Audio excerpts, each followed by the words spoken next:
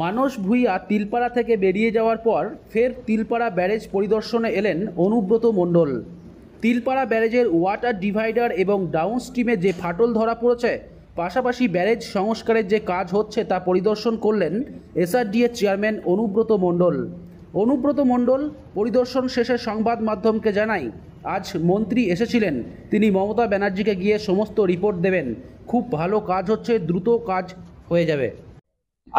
আজকে তো মন্ত্রী মানস ভূঁইয়া এসেছিল, মানস ভূঁইয়া দেখে গেছে, দিদিকে যা রিপোর্ট দেওয়ার দেবে।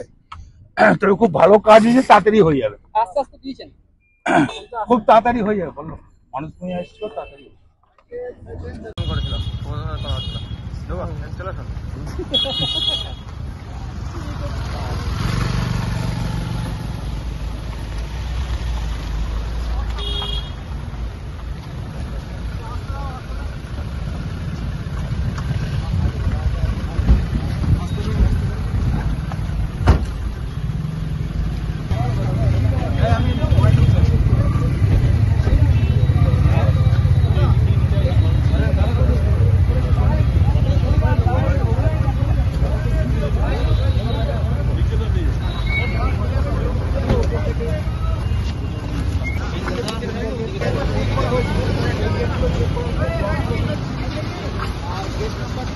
Gate number 11